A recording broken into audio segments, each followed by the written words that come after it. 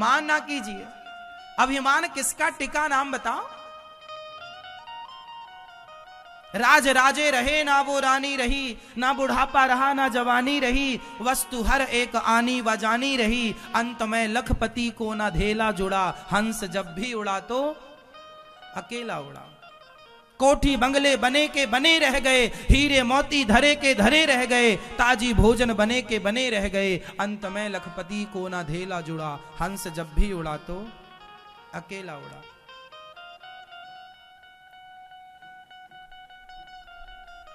घमंड ना करना, ये मेरा है ये मत मानना, ये सब प्रभु का है। नाथ सकल संपदा तुम्हारी, मैं सेवक समेत सुतनारी।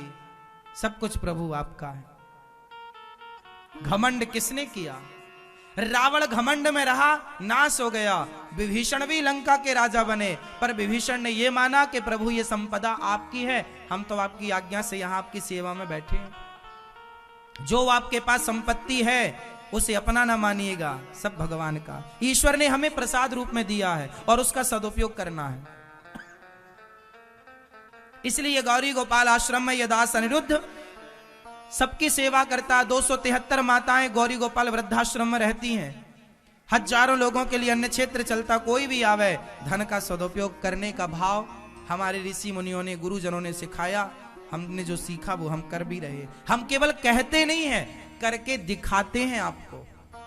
केवल अकेला कहना नहीं है, साथ में करना भी है। जो कहते हैं वो करते भी हैं, जो करते नहीं है वो कहते नहीं है। हवा में बातें नहीं करते हम कभी। अभिमान किसका, किस बात का? पैसे का? कितने दिनों का है पैसा तुम्हारा? जवानी का? कितने दिनों की है जवानी तुम्हारी? परिवार का? कितने दिनों का है परिवार तुम्हारा? मिट गए साहब, मिट गए मिटने वाले। जो है प्रभु का, किसका है? भगवान का।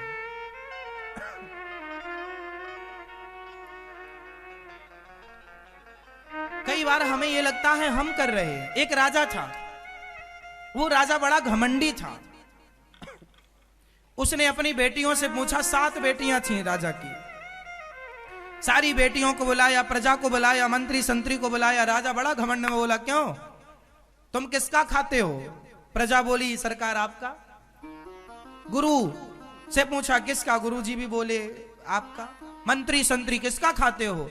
राजा साहब आपका। बड़ी बेटी से पूछा, किसका खाती हो? पिताजी आपका। पत्नी से पूछा, किसका खाती हो? प्रभु आपका। राजा को लगने लगा कि मैं सबका माई बाप हूं, मैं सबका भगवान हूं, मैं सबका पेट भरने वाला हूं। राजा ने अपनी छोटी बेटी से पूछा, 6 बेटियों ने तो कहा पिताजी हम आपका खाती हैं। 7वीं से पूछा, तुम किसका खाती हो? तो बेटी ने कहा, पिताजी जिस परमात्मा ने श्वासें दी हैं, जिस परमात्मा ने जन्म दिया है, वही हमारी रोटी की व्यवस्था भी करता रहता है, वही है। जिसने ये आंखें दी देखने के लिए, जिसने पेट दिया, मुंह दिया, शरीर दिया, जिसने दिया है वही रोटी दे रहा है हमें। अब तो लड़की का बाप जो था ना, वो भरी सभा में बेटी ने ऐसा बोल दिया तो उसे बड़ा बुरा लगा। मेरी बेटी ने तो मेरा अपमान कर दिया। उसके अभिमान में ठेस पहुंच गई। अब तो उसने निर्णय लिया कि मैं अपनी बेटी का विवाह बिल्कुल गरीब आदमी से करूंगा। उसने पूछा, जाओ जो लड़का असहाय हो, बिल्कुल गरीब हो, उसको ढूंढ के लाओ। जंगल में एक आदमी लकड़ी काटने आया, बड़ा गरीब, लकड़ी ही काट रहा तो गरीब ही होगा। और लकड़ी काटने वाला लकड़हारा, उसको ऐसा रोग था कि वो जल्दी मर जाएगा। मरने वाला भी था और गरीब भी। तो राजा ने बोला कि मैं अपनी बेटी का विवाह इसी से करूंगा। तू बड़ा कहती ना भगवान खवाता है, तो खवाए तेरा भगवान।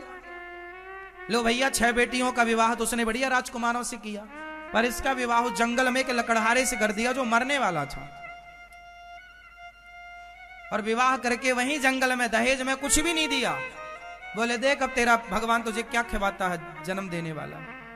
बाप चला गया, पर वो लड़की समझती थी कि जो मेरे भाग्य का सुख दुख है वो मिलके रहेगा, क्योंकि ये जीवन देने वाले भगवान हैं तो पालन करने वाले भी वही हैं। हम किसी को क्यों माने कि कोई हमारा पालन करता है? सबके पालनहार भगवान है। वो लड़की अब चूंकि पत्नी बन चुकी है तो अपने पति की सेवा करने लग गई। जंगल की लकड़ी काटती, बाजार में बेचती, कुछ दवाइयां लाती, वैद्य जी को पकड़ कर ले आई, पति का इलाज कराया, दवाइयां दी। धीरे धीरे भगवान की कृपा से उसका पति स्वस्थ होने लगा। और वो दूध लाती बाजार से तो दूध अपने पति को पिलाती, और थोड़ा सा दूध बचता, चूंकि अब जंगल में उसने घास की कुटिया बनाई और जंगल में ही रहने लग गई। वहां पर एक नाग नागिन का जोड़ा रहता था। जंगल तो है तो जंगल में सभी रहते हैं, हर जीव रहता, सांप सरपणी वहां रहती थी। तो वो दूध लाती और दूध थोड़ा सांप और सरपणी को पिलाती। वहीं अब देखो जंगल में रहने वाला ना जंगल के जीवों से दोस्ती कर लेता। उसने सरपणी को दूध पिलाया सांप को, तो जो सांप था वो मणिधर सांप था, उसके पास मणि थी। और सांप आप जहां अधिकांश होते हैं ना वहां धन धान्य होता ही होता है। लो भैया, सांप ने, सरपणी ने विचार किया मन में कि देखो ये हमारी कितनी सेवा करती है, चलो उसको कुछ दिया जाए, क्योंकि सेवा करने वाले को देंगे तो ये सेवा ही करेगा। उस सांप ने उसके स्वप्ने में कहा कि जहां हम बैठते हैं तुम वहां खुदाई करो, तुम्हें धन मिलेगा। उस लड़की ने खुदाई की, उसे सोना मिला। कुछ समय के बाद उसका वो सांप, अपना टाइम पूरा हुआ, उसने अपनी मणि उस लड़की को दे दी। अब वो सर्प की मणि तो अनमोल थी। सांप सरपणी तो चले गए। उसने इतना धन पाया कि उसने सुंदर सा महल बनवाया। अब वो लड़का, उसका पति सुंदर हो गया, अच्छा हो गया, स्वस्थ हो गया, दोनों पति पत्नी रहने लग गए। और अब उन्होंने महल, धन मिल गया, उन्होंने महल बनवाया, उन्होंने वहां पर एक सुंदर सा नगर बसाया और उस नगर के वो राजा और रानी बन गए। जब देने वाला भगवान है, इसलिए कहता हूं दुनिया के भिखारियों से क्या मांगते हो, दाता एक राम, भिखारी सारी दुनिया। देने वाला तो भगवान है, तुम भिखारियों के सामने क्यों हाथ पसारते हो? अब तो उस लड़की ने, अब नित्य वो सेवा करती। अन्न क्षेत्र, जैसे गौरी गोपाल आश्रम में अन्न क्षेत्र चलता ना, कोई भी आओ खाओ, ऐसी उसने भी ये लंगर शुरू किया, भोजन भंडारा चालू किया कि भाई सांप सरपणी ने कहा है कि तुम परोपकार करना। सांप ने यह भी बोला था धन तो मिलेगा, पर उसका सेवा से जोड़ते रहना, धर्म करते रहना, तो वो बनता रहेगा, बढ़ता रहेगा। धन बढ़ता है जब धर्म से जुड़ता रहता है। उस लड़की ने अन्न क्षेत्र चालू कराया और रोज वो 1 घंटे की सेवा खुद देती, बाकी दिन भर उसकी अन्न क्षेत्र की सेवा चलती। एक दिन वो सबको पूरी सब्जी खीर परोस रही थी, तो उसने पीछे देखा, वर्षों बाद, लगभग इस घटना को 12, 15, 20 साल हो गए, 20 वर्ष बाद लगभग उसने देखा कि उसका एक पिता के जैसा बूढ़ा व्यक्ति बैठा खा रहा, और उसकी बहनों जैसी भी कुछ स्त्रियां, वो पहचान गई कि ये तो मेरा बाप है। लड़की पहचान गई, भाई लड़की तो अपने बाप को पहचान ही लेती है, बाप भले ना पहचान पाए, लड़की ने पहचान लिया ये तो मेरा बाप है। तुरंत उसने पूछा, पिताजी आप? वो बाप नहीं पहचाना। कौन हो देवी? मैं आपकी बेटी, नाम बताया इसने, आपने मुझे लकड़हारे से विवाह किया। हाँ हाँ, मैं तुझे ढूंढ रहा था, तू कहाँ गई बेटी? पिताजी ये सारा साम्राज्य आपका ही है, भगवान ने दिया है, पर ये बताओ आपकी दुर्गति कैसे हो गई कि रोटी के लिए लाइन में लगना पड़ रहा है? उस पिता ने बोला, बेटी मैं बहुत घमंडी हो गया था, मुझे लगता था मैं ही सबका पालनहार हूं।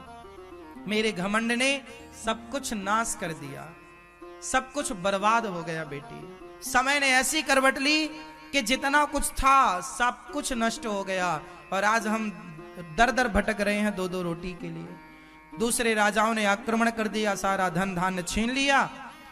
जिन बेटियों को विवाह किया था राजाओं से, उनने धोखा दे दिया, पर बेटियां भी अब यहाँ आ गईं, हमारे साथ ही रहती हैं। हम सब कहीं इसके टुकड़ों पर पलने के लिए, कहीं उसके टुकड़ों पर पलने के लिए मजबूर हैं।